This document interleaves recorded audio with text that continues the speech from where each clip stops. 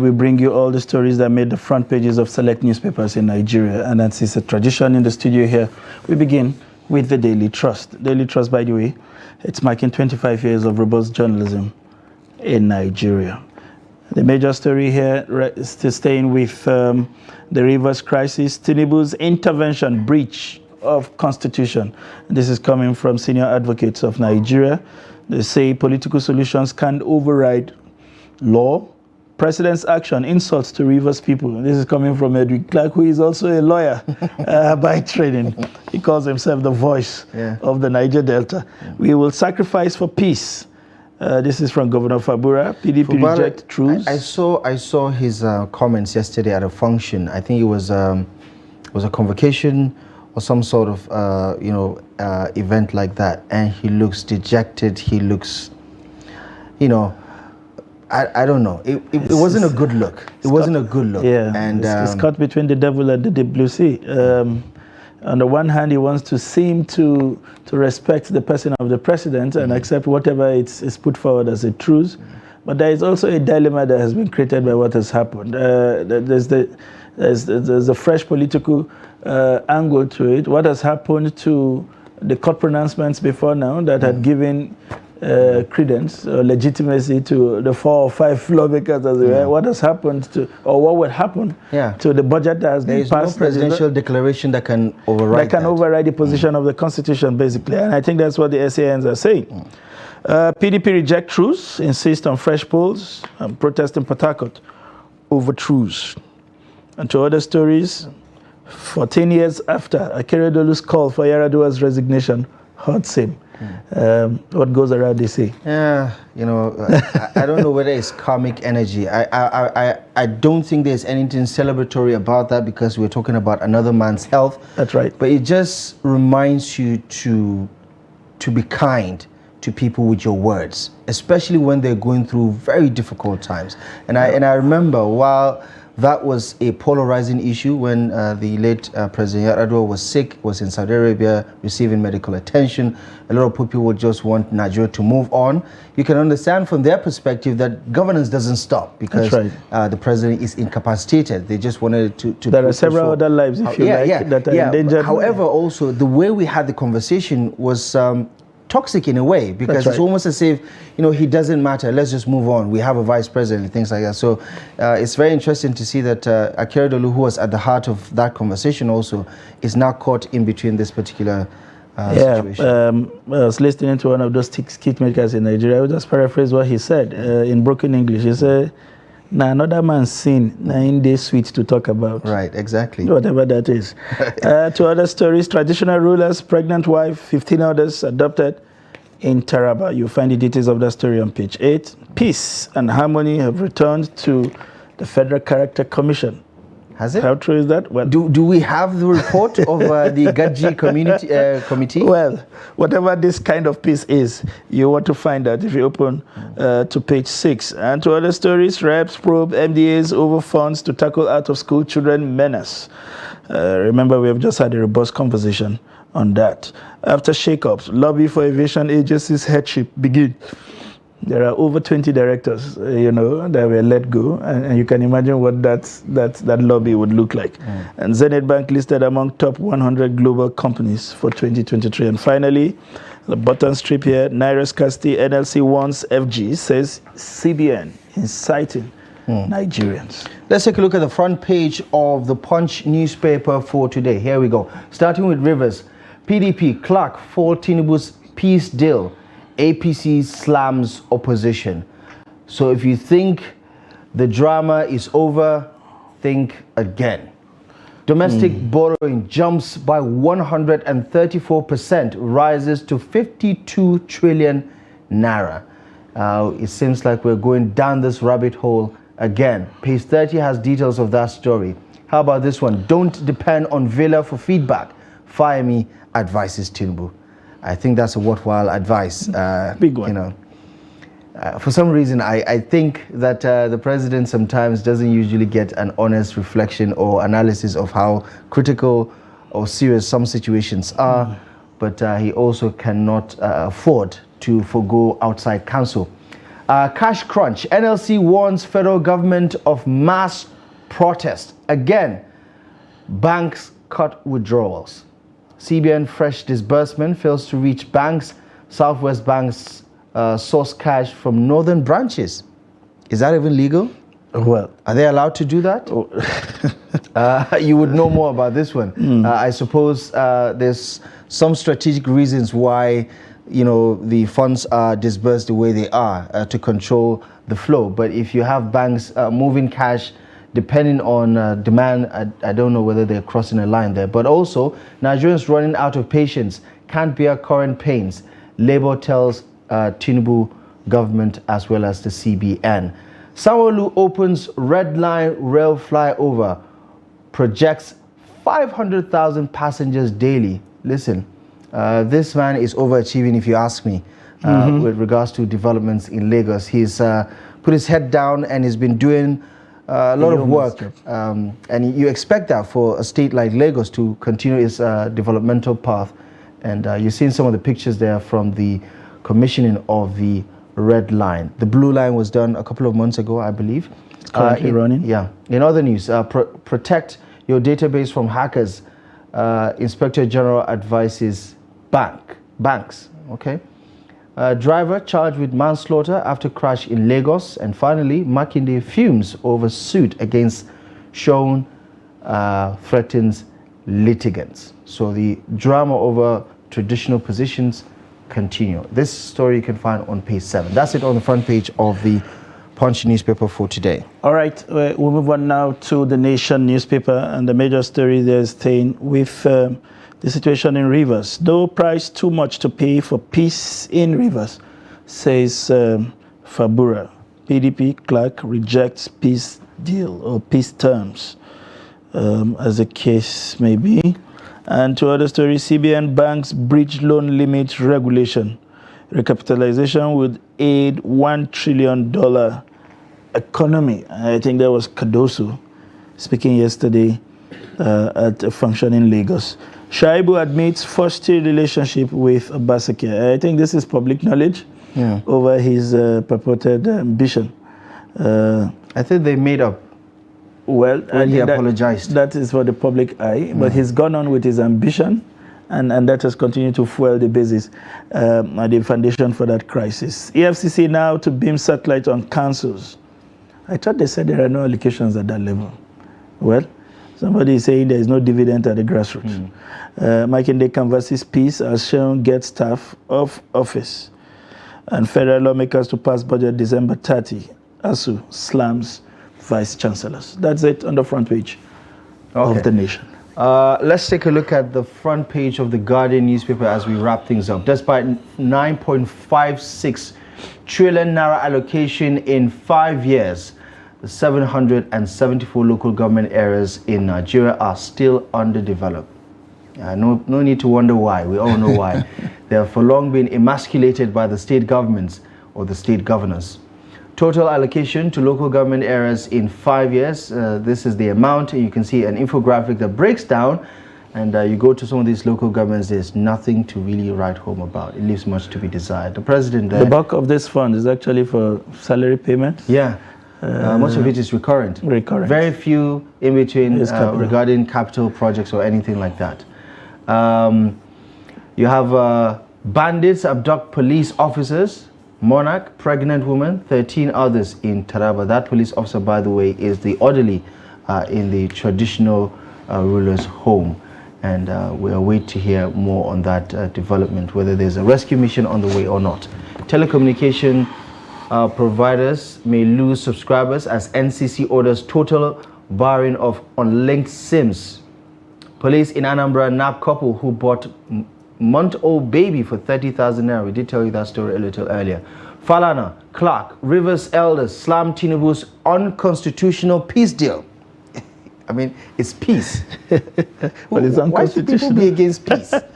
Anyway, yeah, that's that for the front page of the of the Guardian newspaper. Let's bring in go-to guests always on a beautiful Wednesday morning. This week, you're looking cheerful, Mr. Ben Sherman, former Director News, Voice of Nigeria. One cannot remain so sad. Is it the festive season that is, putting that smile on your face? Now, let me tell you something. Try to capture sadness so that every day will be a festive period. Really? And it does not really matter what you're wearing. It does not matter what you're eating.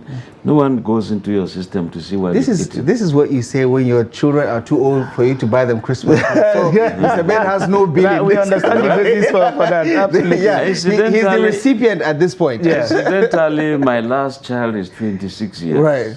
Oh, no Christmas clothes for him. But you still have the hangers around that you have to take care of. Because you cannot be a happy king within your palace, and every other person around you is so sad. Right. Also, if you want peace, take care of the immediate environment. Okay. Just like in governance too, all the big people, take care of the environment, we'll have peace. Yeah, if you say so, and I hope I guess you have a pushback. I hope the real kings that control the budget are listening to you. Right. That the people in their palace are not happy. Yeah. No, exactly. Yeah. Now, you see, what is happening is it enters here, it passes that way. But this thing you call capitalism, the moment you have reached there, please gather. It does not matter. Your neighbor, let him relax. Gather and gather. When it comes to jobs, you are putting your children in strategic places, so that to you are investing in generations you don't even know that are to come far ahead. And again, that says a lot about you, your persona. I think we have basically institutionalized state capture, and that's largely our fault, if you ask me. Most of the nations who have advanced in the world did not do that with docile citizenship. I mean, there's a lot of inactivity, passiveness around us. So we just basically take everything. Looking at the papers today, Rivers basically would not go away from the headlines, is it? Now the president has intervened. That intervention has basically unnetted more controversy, as the case may be, with people saying it's not political solution is not what we need here. It's what we need is to activate constitutional provisions for a situation like this. And as Ahmed would say, listening to Fabura, he seemed to be lost at where to stand. On the one hand, he feels he's pursuing peace, but his party people are saying what we need to do the right thing. What are your thoughts around what's going on with Rivers, especially as it concerns the intervention of Mr. President? Yeah, you see, there's always press review. There's also press review.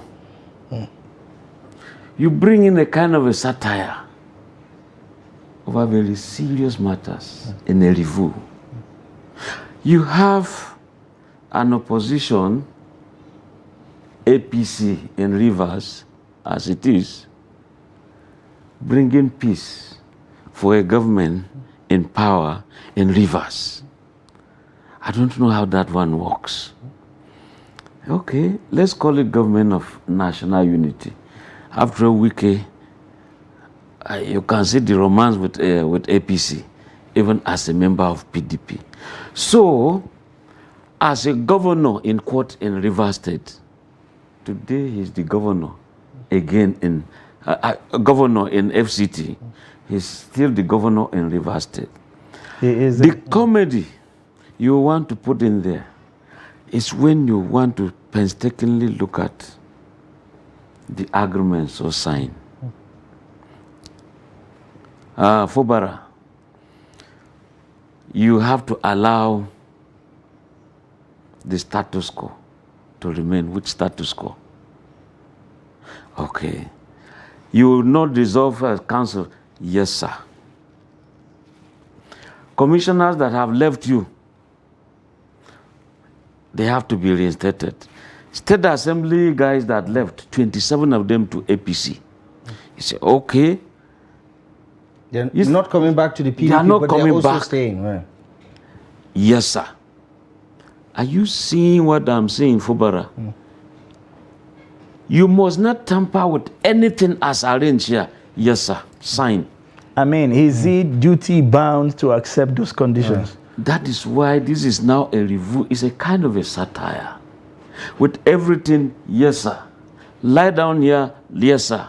Where is that knife? Yes, sir. Keep it here, yes, sir.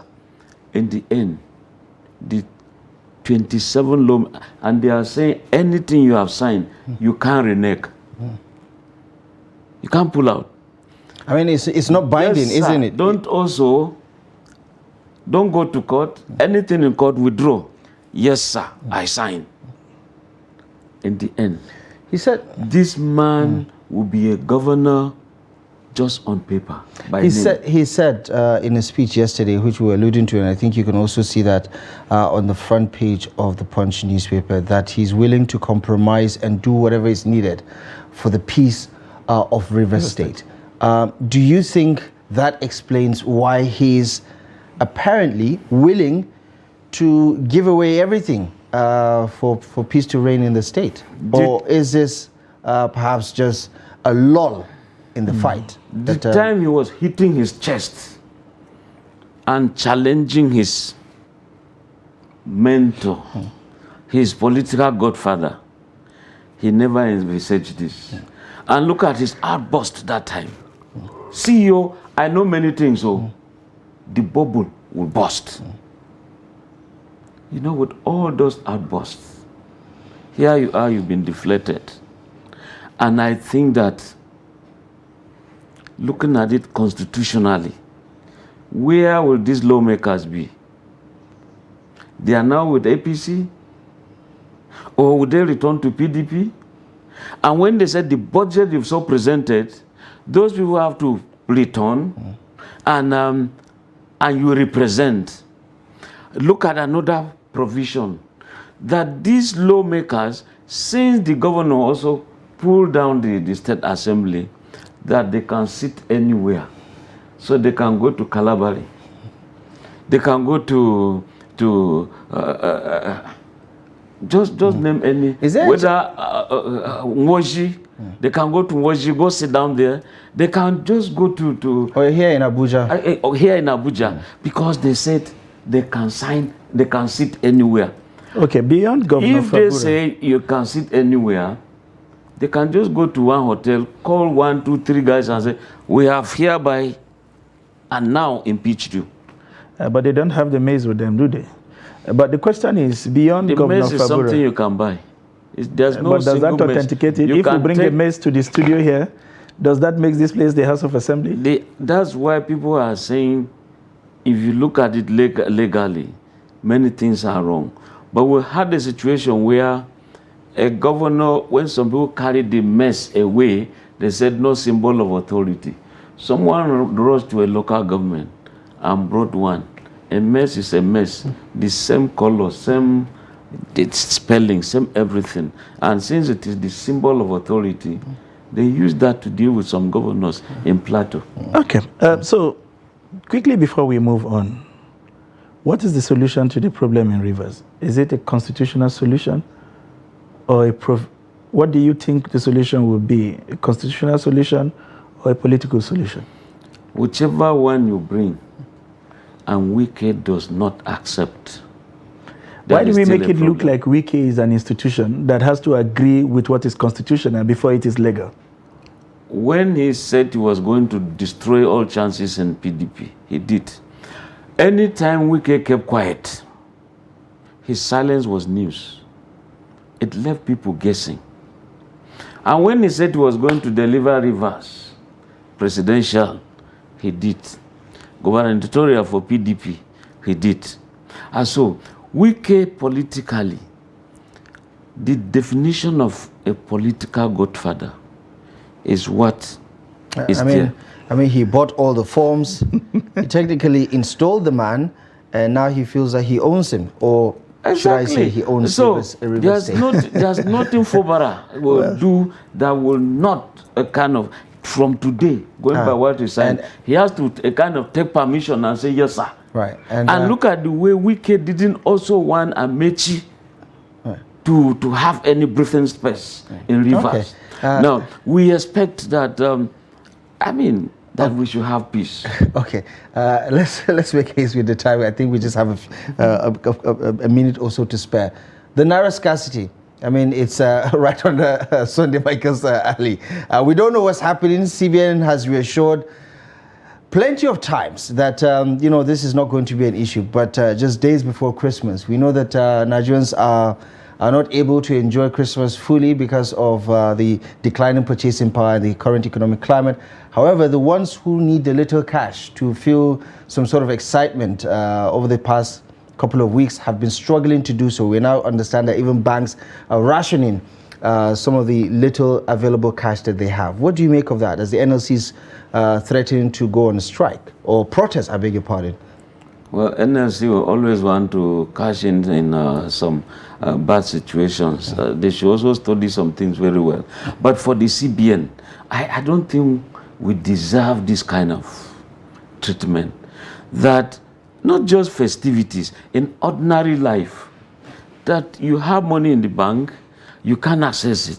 You go there, sorry, I can only give you this. It's just like you have food in your house and the house help you brought in to cook for you. You say, oh God, sorry, I've cooked too, but I'm going to just give you 2 spoons.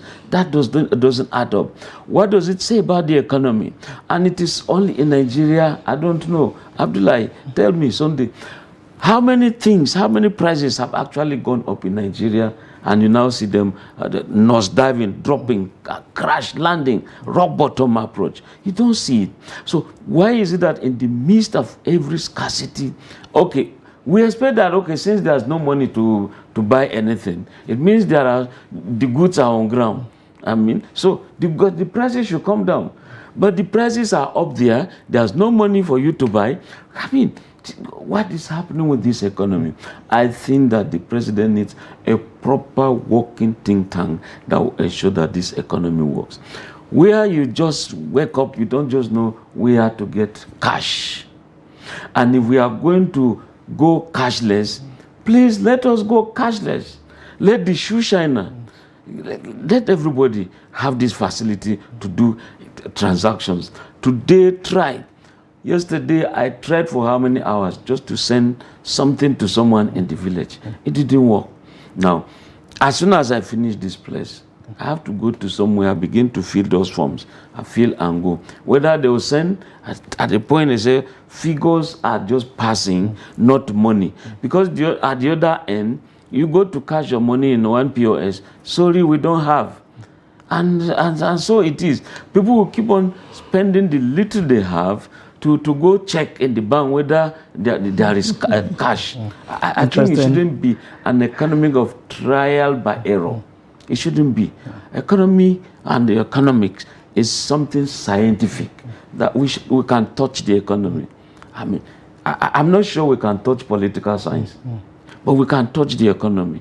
It's tangible, it's physical, you know. But the very essence of governance, Chapter 2 of the general principle, fundamental objectives of government, will give you good life, will protect you, will ensure that the economy, school, education, will give you all of this. With this kind of a thing, and if you look at the main thrust of your discussion today, out of school syndrome. How do you handle situations like that with insecurity here and there? And these people are just going to be willing to be used by some people to cause mayhem in society. All right. As much as we'll have to, go down that rabbit hole, we're going to have to end it here, Mr. Ben.